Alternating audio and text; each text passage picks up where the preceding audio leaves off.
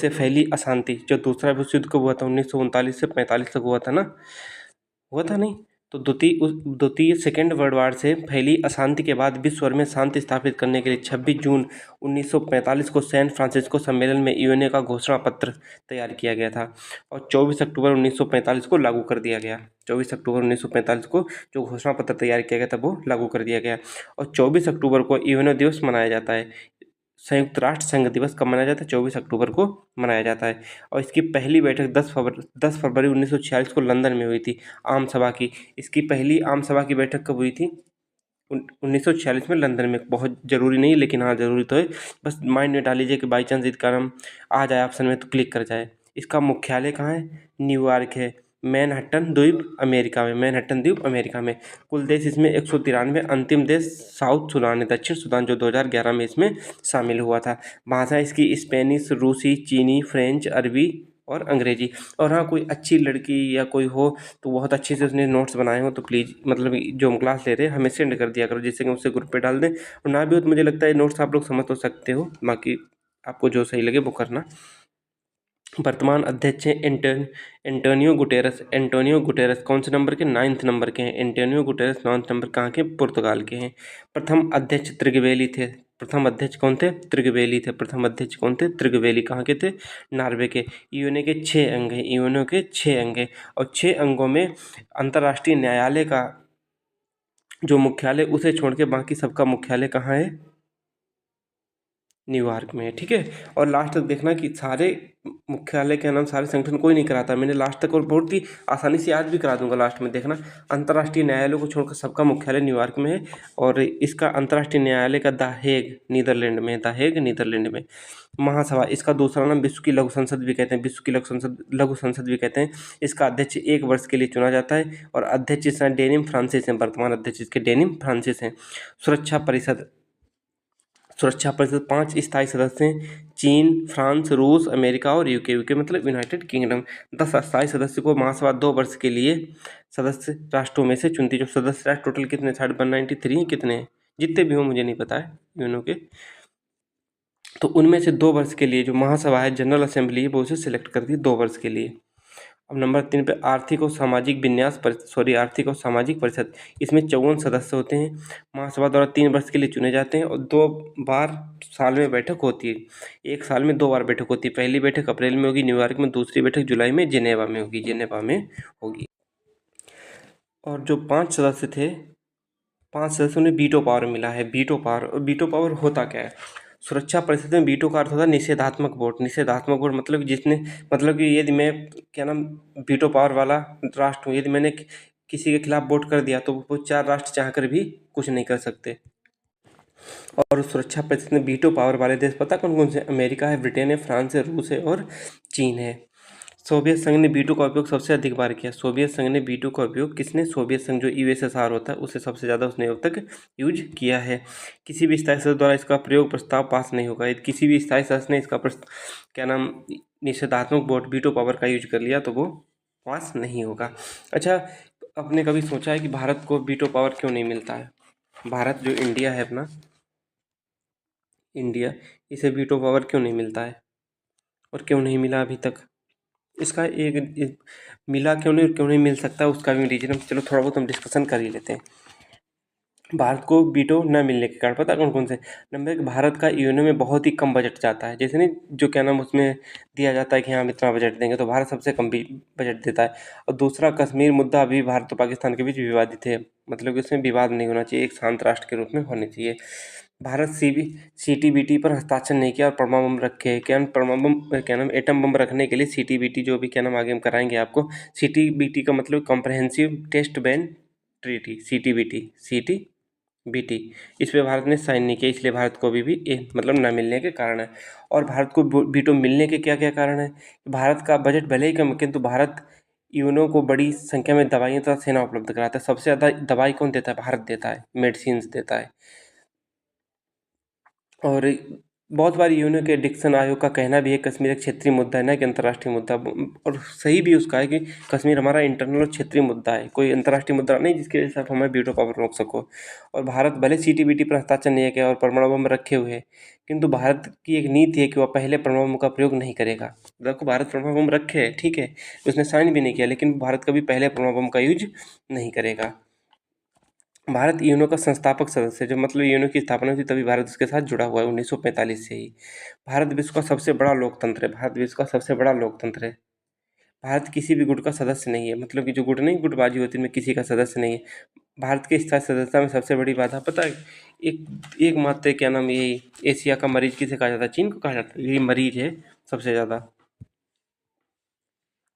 अब चलो देखते हैं अंतर्राष्ट्रीय न्यायालय। अंतर्राष्ट्रीय न्यायालय, इसे 15 न्यायाधीश होते हैं, इनका कार्यकाल 9 वर्ष होता है। इसका हेडक्वार्टर द हेग, नीदरलैंड में। नरेंद्र सिंह दत्त पहले भारतीय अध्यक्ष थे और प्रथम जज बेनेगल रामा राव थे। प्रथम जज बेनेगल रामा राव थे।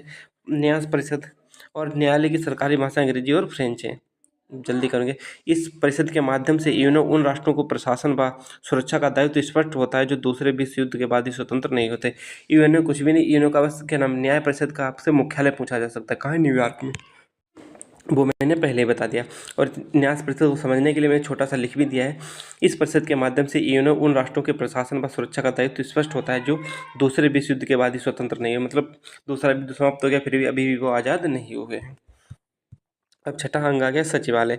इस महासचिव का कार्य 5 वर्ष का होता है। इसमें महासचिव का कार्य 5 वर्ष का होता है। प्रेजेंट महासचिव कौन है, एंटोनियो गुटेरेस, कहाँ के हैं, पुर्तगाल के हैं, 9वें नंबर के हैं। दक्षेस SAARC, South Asian Association for Regional corporation. देखो, इसमें 3 चीज़ें आप लोगों को इंपॉर्टेंट हैं यूपीपी वालों के लिए। बाकी मैंने एसआई को भी ले लिया बाकी, क्योंकि दोबारा क्लास में करानी पड़े, कुछ ही चैप्टरों की करानी पड़े।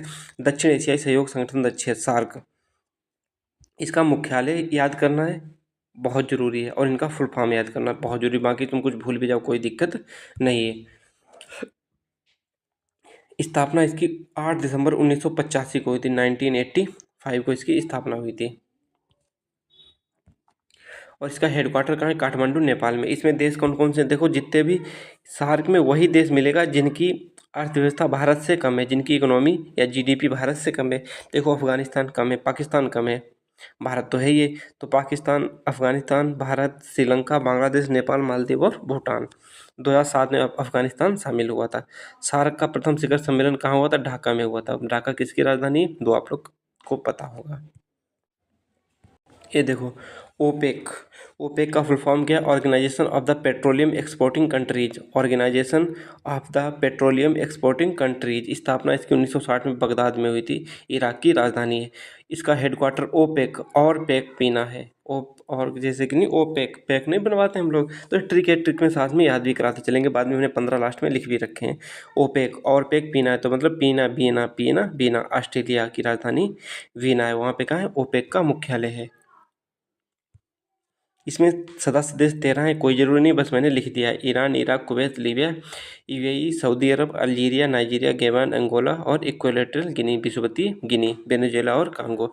अब आया ब्रिक्स। ब्रिक्स ब्रिक्स को R5 के नाम से भी जाना जाता है। R5 मतलब इनकी जो 5 देश हैं, इनकी मुद्राएं R से शुरू होती है, इसलिए इन्हें R5 के नाम से भी जाना जाता है।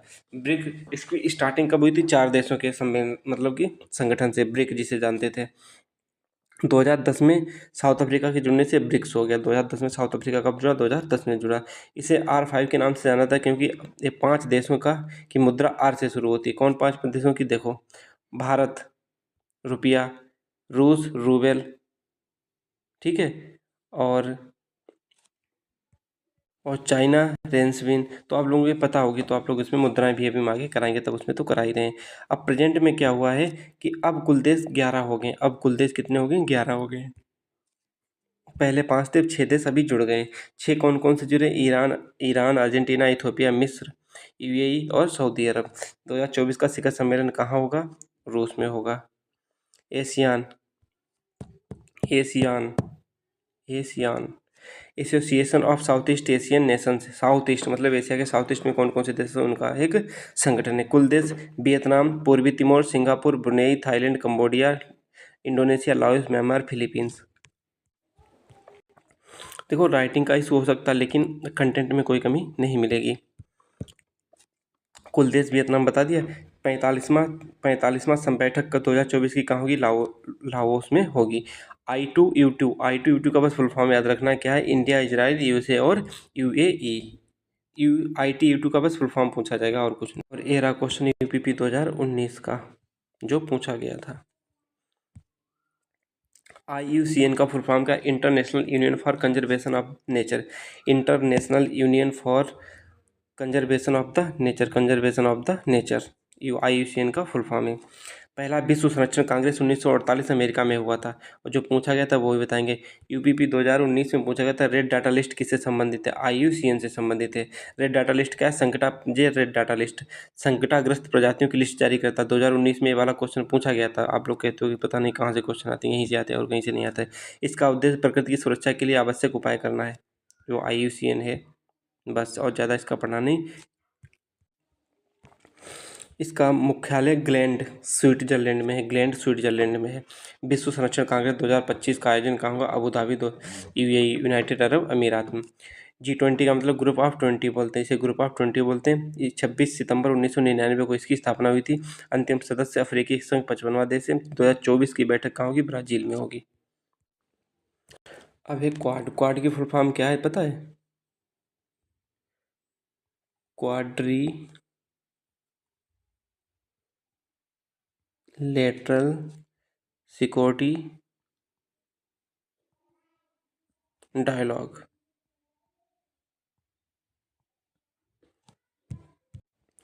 ये है क्वाड की full form, coordinator security dialogue. किन किन देशों के बीच होती है? भारत, जापान, ऑस्ट्रेलिया और अमेरिका, 4 देश इसमें शामिल है। सबसे पहले जापान के पूर्व PM शिंजो आबे ने 2007 में इसकी कल्पना की थी। क्वाड में ज़्यादा है नहीं। यूनेस्को का फुल फॉर्म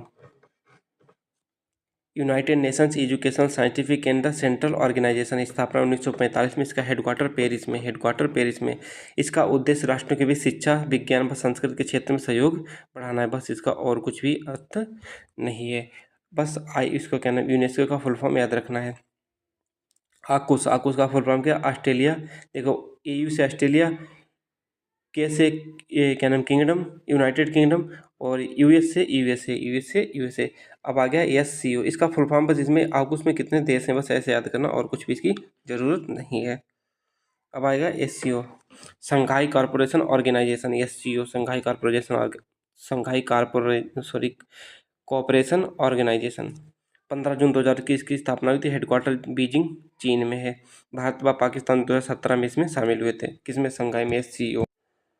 अब देखो अंतर्राष्ट्रीय दूरसंचार संघ, इसका हेडक्वार्टर कहाँ है? जिनेवा में, 1865 में। ये ईयर याद करने की कोई जरूरत नहीं, बस इनके फुल फॉर्म और क्या नाम इनका हेडक्वार्टर याद करना। विश्व डाक संघ। अब देखो विश्व डाक संघ, अब डाकिया होता है, अब वो क्या ना धूप में जाता है, धूप में जाएगा तो उसकी स्किन बर्न होगी ना, उसकी स्किन त्वचा मतलब जलेगी, तो ऐसे याद कर लो क्या नाम, स्विट्जरलैंड बर्न। विश्व डाक संघ का मुख्यालय कहाँ? स्विट्जरलैंड बर्न में। विपो, वर्ल्ड इंटेलेक्चुअल प्रॉपर्टी ऑर्गेनाइजेशन, विश्व बौद्धिक संपदा संगठन, जिनेवा में इसका क्या है? मुख्यालय। अरब लीग, काहिरा। काहिरा, देखो काहिरा में हीरा ले लो, हीरा, हीरा अरबों का होता है, हीरा अरबों का होता है। अरब लीग, हीरा अरबों का होता है। अरब लीग की क्या नाम, इसका मुख्यालय कहाँ है? काहिरा, मिस्र में। काहिरा, मिस्र में। उद्देश्य सदस्य राष्ट्रों का परस्पर सहयोग एवं हित। रेड क्रॉस 1863 में इसकी स्थापना हुई थी। इसकी स्थापना दिवस वो क्या नाम याद रखना कब हुई थी? और इसका हेडक्वार्टर जेनेवा स्विट्जरलैंड में है। एमनेस्टी इंटरनेशनल 28 मई 1961 को इसका हेडक्वार्टर लंदन में। ये मानवाधिकार के लिए बहुत इंपॉर्टेंट है, मानवाधिकार से संबंधित एक विश्वव्यापी संगठन है और कुछ भी नहीं है। अब देखो इंटरपोल, इंटरनेशनल पुलिस इसे बोलते हैं। इसकी स्थापना 1923 में हुई थी। हेडक्वार्टर लियोन फ्रांस में है। ADB, एशियन डेवलपमेंट बैंक, इसकी स्थापना 1966 में हुई थी। प्रेजेंट देश 68 हैं और हेडक्वार्टर इसका मनीला फिलीपींस में है। अब देखो इनके हेडक्वार्टर, बस तुम्हें इतने, ये तो यूपीपी वाले के लिए बहुत ज़्यादा इंपॉर्टेंट है, बस इतना जरूर याद करके जाइएगा आप लोग। और किसी चीज़ को मैंने ज़्यादा नहीं कहा, लेकिन इसके लिए हम जरूर कह रहे हैं कि और याद करना भी चाहिए आपको, और अच्छे से लिख के आइएगा। संगठन का नाम, स्थापना और मुख्यालय, बस मुख्यालय याद रखना। अंतर्राष्ट्रीय श्रम संगठन, जब क्या नाम श्रम करोगे और एक तरीके से श्रम तो जानलेवा ही होता है ना, बहुत ज़्यादा क्या नाम लेबरी करो तो जान ही चली जाएगी आपकी, जानलेवा होता है श्रम। इसको ऐसे याद रखो, एक व्यापारी है, ये ट्रिक क्या नाम हमने क्या नाम पढ़ी थी बहुत पहले 2020 में पढ़ी थी। एक व्यापारी है, वो ख़राब मौसम में क्या नाम, जैसे जेनेवा का मौसम कैसा होता है वहाँ क्या नाम बर्फ़ गिर रही, स्नोफॉल होता है, तो ख़राब मौसम में, मौसम कैसा है, ख़राब है, ख़राब मौसम में, ठीक है, मौसम में श्रम करता है, श्रम करता है, खराब मौसम में श्रम करता है तो उसका स्वास्थ्य खराब हो जाता है, तो उसका स्वास्थ्य खराब हो जाता है। अब देखो, व्यापार संगठन, मौसम विज्ञान क्या नाम संस्थान और वो क्या नाम संगठन, और श्रम, अंतर्राष्ट्रीय श्रम संगठन और अंतर्राष्ट्रीय WHO जो जिसे बोलते हैं उसका संगठन, ये तीनों कहाँ हैं, जिनेवा में, जिनेवा में, ऐसे याद कर लो, ठीक है, जिनेवा में। तो अंतर्राष्ट्रीय श्रम संगठन जिनेवा में इसका है। अंतर्राष्ट्रीय नागरिक उड्डयन संगठन, अंतर्राष्ट्रीय नागरिक उड्डयन संगठन कहाँ है, मॉन्ट्रियल, मॉन्ट्रियल, मॉन्ट्रियल, मॉन्ट्रियल किस देश में बताइएगा। फाओ, संयुक्त राष्ट्र संघ कृषि, कृषि संगठन। अब देखो, जब आदमी खेती करेगा तो उसका रोम रोम थक जाएगा, रोम रोम उसका दर्द होगा, या रोम रोम थक जाएगा, रोम रोम दर्द होगा। तो कृषि, अंतर्राष्ट्रीय खाद्य एवं कृषि का संगठन कहाँ है, रोम में है, इसका मुख्यालय कहाँ है, रोम में है। अंतर्राष्ट्रीय मुद्रा कोष और वर्ल्ड बैंक दोनों का मुख्यालय, देखो वर्ल्ड बैंक को पहले हम IVRD के नाम से जानते थे, IVRD के नाम से जानते थे, IVRD के नाम से जानते थे।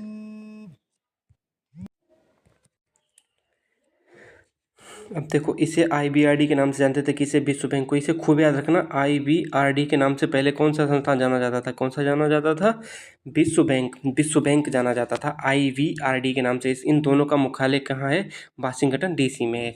यूनाइटेड नेशन, यूनिसेफ, यूनिसेफ का फुल फॉर्म आप लोग जरूर लिखिएगा और हमें बताइएगा यूनिसेफ का फुल फॉर्म क्या, मैंने कुछ नहीं पूछा है, बस यूनिसेफ का हमें फुल फॉर्म बता देना। कहाँ है, न्यूयॉर्क में इसका मुख्यालय है। विश्व स्वास्थ्य संगठन WHO का जिनेवा मैंने बता ही दिया, मौसम खराब हुआ था उसका भी जिनेवा बता दिया मैंने।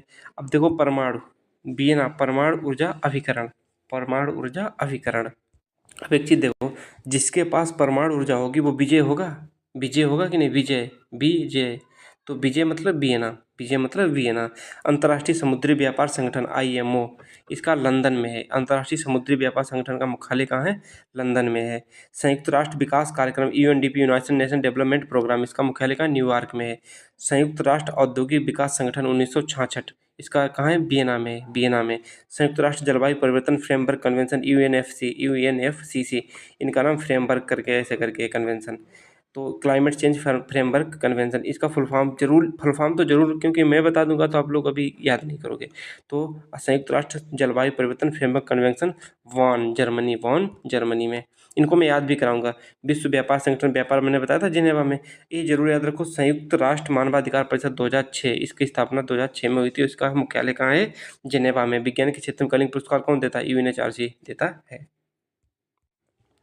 अब इसे देख लीजिए, नाटो, नाटो को देख लीजिएगा, north atlantic treaty organisation, north atlantic treaty organisation, इसकी स्थापना 1949 में हुई थी। ये एक सैनिक संगठन है, इसमें 30 देश आते हैं। 30वां देश उत्तरी मैसेडोनिया और 31वां देश, इसमें 30 ने 31 लिख लीजिएगा, इसमें 31वां देश है फिनलैंड, फिनलैंड 31वां देश है फिनलैंड, ठीक है, फिनलैंड, खूब ध्यान से सुन लो, फिनलैंड 31वां देश है। और एक क्या हो गया, इसका मुख्यालय ब्रसेल्स में है। ब्रसेल्स में कोई भी देश इन पर हमला करता है तो ये सभी उन पर आक्रमण करेंगे। भारत, रूस, चीन इसका सदस्य नहीं है, इनको जरूर याद रखो। नाटो के कौन कौन सदस्य नहीं है, भारत, रूस, चीन इसके सदस्य नहीं है। ये देखो, यूरोपीय यूनियन, यूरोपियन यूनियन, इसकी स्थापना 1993 में, तो इसमें 28 देश हैं। बस EU का फुल फॉर्म, मतलब EU का फुल फॉर्म याद रखो, यूरोपियन यूनियन है। इसमें 28 देश हैं इनकी, जिसे यूरो करेंसी कहते हैं। इसकी 19 क्या नाम, इनमें से 28 में से 19 देशों की एक ही मुद्रा है, यूरो, जिसे यूरो करेंसी कहते हैं। जो टोटल 28 देश हैं, किसमें, यूरोपियन यूनियन में। बाकी इसमें कुछ ज़्यादा इम्पोर्टेंट है नहीं ये वाले क्या नाम, जो ये चैप्टर्स हैं, जो क्या नाम संगठन दिए गए, ये ज़्यादा इंपॉर्टेंट है नहीं, लेकिन फिर भी इनको क्या नाम डीपली नहीं पढ़ना है, ओवर पढ़ लेना है। इनको मैं PDF दे दूँगा। ये थोड़ा ब्लर दिख रहा होगा क्योंकि मुझे बुखार था, फिर भी मुझे क्लास लानी थी। आप लोग नोट्स बनाइए, बाकी मैं इसे क्या नाम PDF तो दे ही दूंगा, उससे पढ़ लेना। पूरा नाम non aligned movement, non aligned movement है किसका, नाम का गुटनिरपेक्ष आंदोलन। 1961 में इसकी स्थापना बेलग्रेड में हुई थी, पूर्व यूगोस्लाविया, जिसे पूर्व में यूगोस्लाविया बोलते थे। बेलग्रेड में इसकी स्थापना हुई थी। इस संगठन की स्थापना के प्रमुख प्रेरणा स्रोत इसके 3 संस्थापक सदस्य यूगोस्लाविया, मिस्र और भारत के तत्कालीन राजनेता क्रमशः मार्शल जोसेफ बाज टिटो और कर्नल गमालिएल नासिर। और देखो, टिटो, नासिर और नेहरू, टिटो, नासिर और इनकी बड़ी जमती थी, तो इन्होंने गुटनिरपेक्ष का, इनको क्या नाम, गुटनिरपेक्ष वाला ही इन्होंने सिस्टम अपनाया। मतलब कि गुटनिरपेक्ष का मतलब है कि गुटबंदी नहीं होगी, गुटबंदी किसी